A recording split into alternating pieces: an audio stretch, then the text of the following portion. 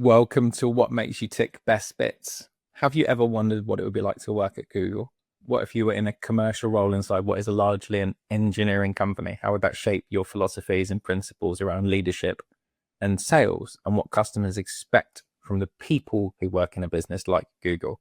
And then what if you had the opportunity to go and work at Waze, which at the time was a scrappy startup, and you had a blank sheet of paper to build the UK commercial strategy? That's the career that Finlay Clark has had. It's one of my favorite conversations we've ever had on the podcast. It's from about a year ago, but it's such a moment of magic in this part that we've chosen for the Best Bits episode. I had to bring it front and center for you to enjoy.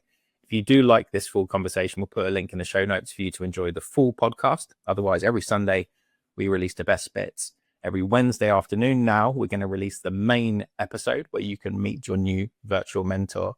But without further ado, meet Finlay. I know you're going to love this conversation. So you kind of brushed it over a little bit that you went to Google. That's quite a big deal going to Google. So what was that like? How did you get there? What role did you go into there? Yeah, so I went into the sort of, I always describe Google as there's two types of people at Google. There's the engineers and then there's the rest, right? It's the engine, okay. So Google is a company run by the engineers, and everyone who's ever worked at Google will tell you that. So I'm one of the business people. Okay. And I joined the sort of UK business team, and at the time Google had about 30,000 employees globally, and it was round about the time where Google had acquired YouTube, but it was quite nascent. Search was still the sort of biggest cash cow, and my job was to go into businesses. So you have a set group of customers who are spending millions with us typically, and then you'd say to them that here's how you can do more with us. And it's a consultative sales role because that they're going to keep working with you. But I always remember, someone said to me once that the business card will get you the first meeting, but you will be able to get the second one and be able to build that relationship. So, people will assume you're smart, and that's great. But unless you can prove that you're not just selling the latest thing from Google, that you've done some thinking around, we've got loads of different things we can talk to you about. What do I think? I understand your business and I'm making a recommendation because I'm a consultant in Google, there's Google products, but fundamentally it was like this digital transformation. And the best piece of advice a customer ever gave to me said, look, Finn, I know you work with me and all my competitors. The reason I love talking to you is you tell me what I should be doing 18 months from now. And I always thought that's a brilliant way of articulating what good business people at Google should be doing. They should be stretching the thinking for all the customers about where they should be going.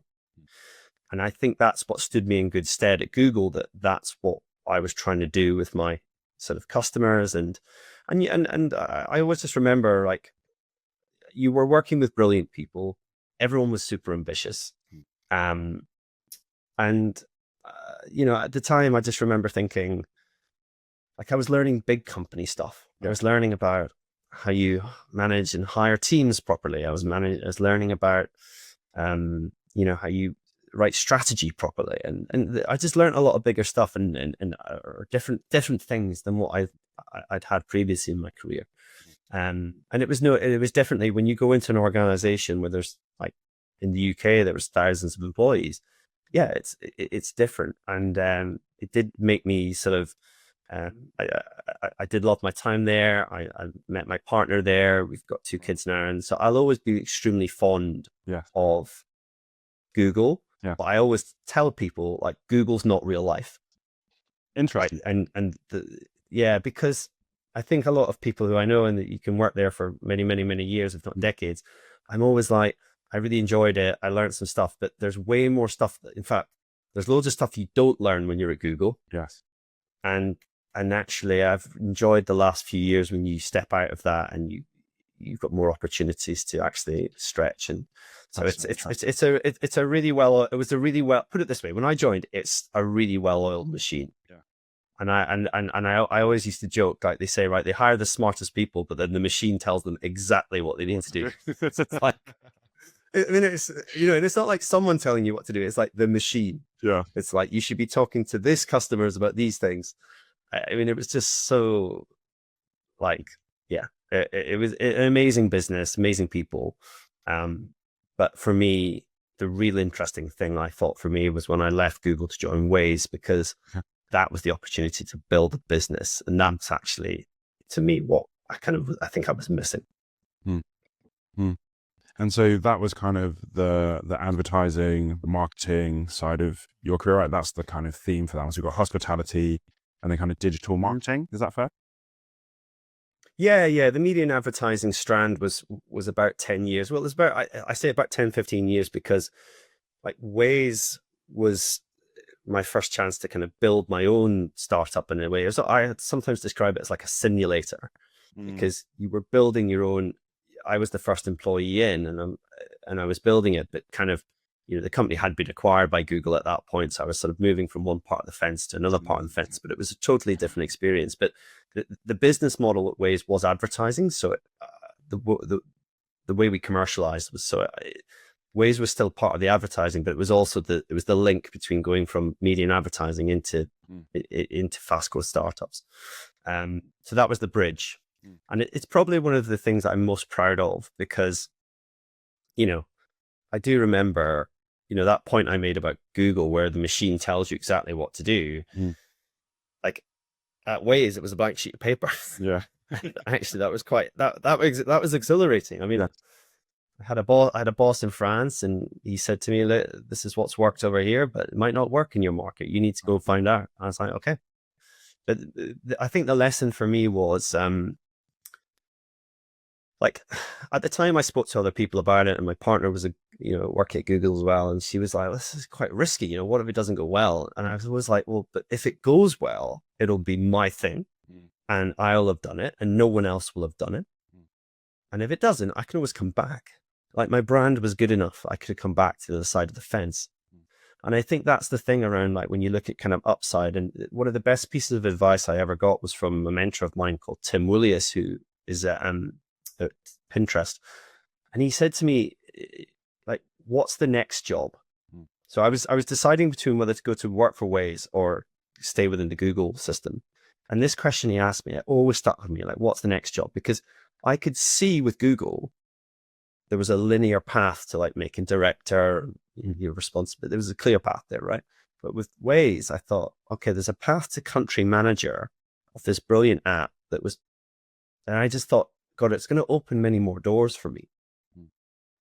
And I think in life, that's something which I've always been attuned to, which is keep your options, or give yourself a bit more space to be curious about things that might come in the future. And that's how I ended up doing other things that are more interesting. So yeah, I kind of, going to Waze, I thought was, it wasn't that risky, but felt a little bit risky at the time, like a one-man band to start with. But we ultimately built the team, built the business, built the users, built the brand, and a phenomenally enjoyable 4 years for me there. It's so interesting, because growing up, we're always told, curiosity killed the cat, but you're pretty much saying the opposite. Like, curiosity, and I 100% agree with you. Curiosity is a massive superpower. If you can embrace it, explore it, lean into it, it leads you to things that you could never imagine. What are some of the ways that you've mitigated risk through your curiosity? So as you're being curious, how do you mitigate some of that risk?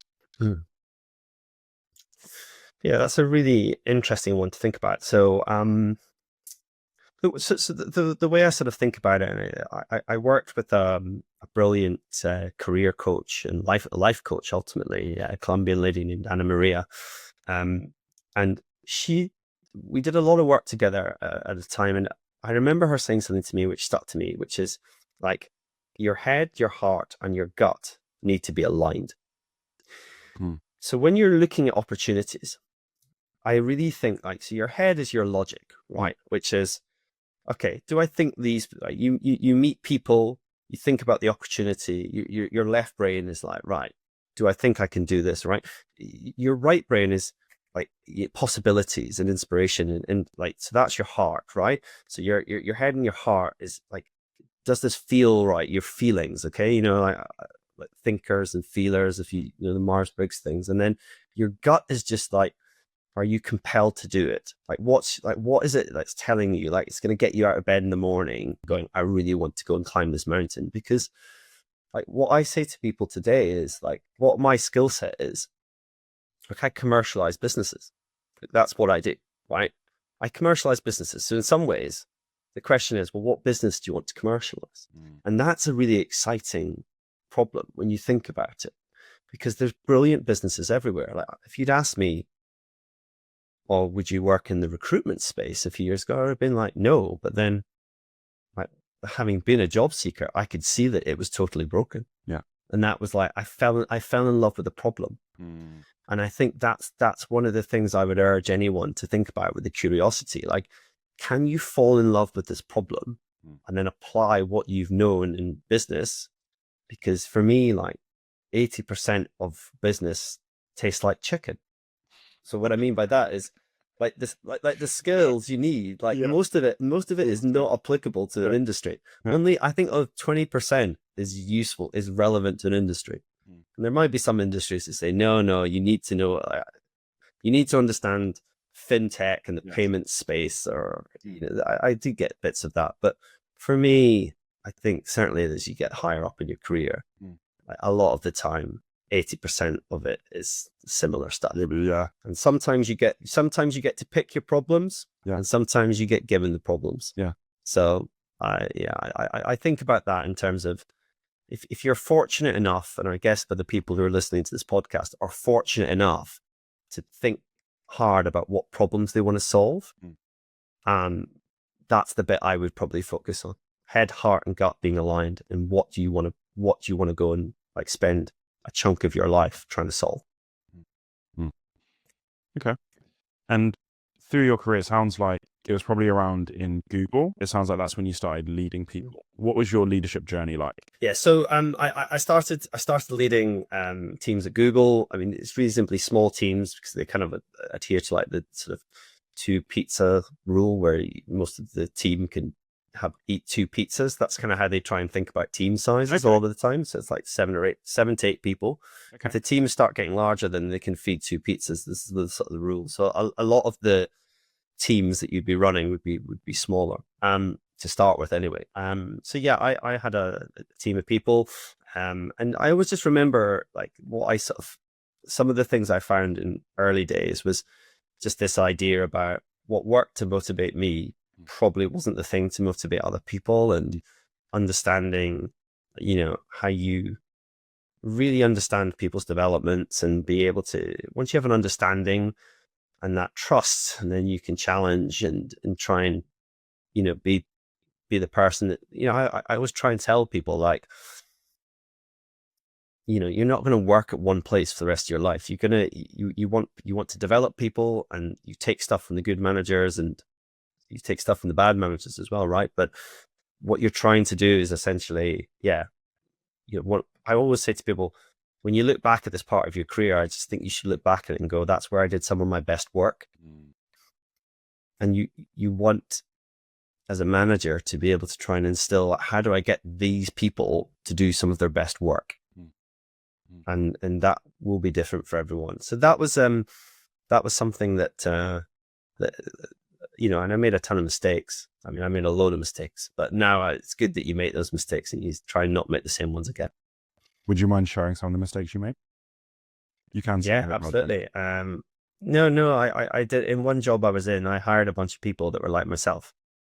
Right. And then I suddenly realized, I was like, oh no, like we haven't got people in the team who like doing this stuff. We all like doing this sort of work, but no one likes doing this stuff. That was one that I learned the hard way. And I also, I think, that's probably one that I think about the most, because it's the people stuff. Like I always say to my team, like typically all the issues are people issues. I genuinely believe that like all the issues are people issues. So if you're in a leadership position, what you've got to understand that that's going to be the case, and you've got to try and obviously know the confidence that as you deal with more and more people issues, it gives you the confidence to know what to do and how to treat people. And I find that's there's a load of things that you obviously you look back and you go, oh God, I would have done that differently. But as I said, it's about knowing that for next time. And you said that you learn a lot from good leaders, you learn a lot from bad leaders. What are some of the lessons that you learned from some of the good leaders and some of the lessons you learned from some of the not so good leaders? Well, I think from the good leaders, I think some of the things I learned was, particularly like when you're in commercial roles, like relationships matter. And that might sound like a very sort of trite thing to say, but I think nowadays, because we do so many interactions via, these online platforms and whatnot, I do think particularly young people today, I don't think they really understand the value in having real relationships in a business environment. And I have to try and it's like today, I sometimes I think young people would rather have a live grenade in their hand with a pin out than answer the phone from a number they don't recognize. Yeah. Right. And I do try and say to people, talking to people, there's so many great, there's so many great things you can do async, through, but being able to talk to people and having that level of understanding, to me, I always dialed into some of the best bosses I had, and the agency I started my career at, Lindsay Menzies, who was the MD, it was the EQ side that I always thought she was just so brilliant at, with customers, with team, and people would run through walls, and I just thought that was and there were a lot of ups and downs, and that kind of, we're all in this together. And I thought that was a really important thing because if you think about it, it's supposed to be hard. If you're working at the cutting edge of things where it hasn't been done before, I often say about Otter, it's supposed to be hard. If it was easy, someone would have invented Otter before. Yeah. Right? So you have to understand that it's supposed to be difficult, and it's supposed to feel a little hard at times. And if a lot of what I got taught early on from great leaders was, this is normal. This is how we react, and being able to laugh at yourself and laugh at the situation sometimes. I use humor a lot to try and let people see that, a lot of the time, what we do, it's not brain surgery. It's unlikely anyone's going to die, touch wood. So I try and instill that in my teams around, we want to be successful. We take ourselves seriously, but this is, those are lessons that I picked up from a few leaders in my career. So those were some of the good ones. I think some of the bad ones are, I think about reliability a lot. So when I talk about reliability, what I'm meaning is if you're reliable, you will say what you'll do. Oh, sorry, I said that wrong. You will do what you say, right? So you get really good at delivering on it. And I think if this is why, what's funny because I interview a lot of commercial people, and they're very good at talking. And what I'm always trying to get to grips on is okay, well, it's not about what you say, it's about what you can show me you've done. Because track record is the number one thing I think about predicting future success. And I think from the bad leaders, what you tend to find is that people will say things and they won't do them. And if you're a leader in an organization and you instill that, then I think that gives people license to be okay, well, we don't need to deliver, or we don't need to be on time. Thank you for listening and watching this Best Bits short. If you like this, tune in next Sunday for our next special part of our favorite episodes. And if you love the main podcast, every Thursday we introduce you to a new virtual mentor so you can hear their career story and answers to the biggest questions in tech. See you on the next episode.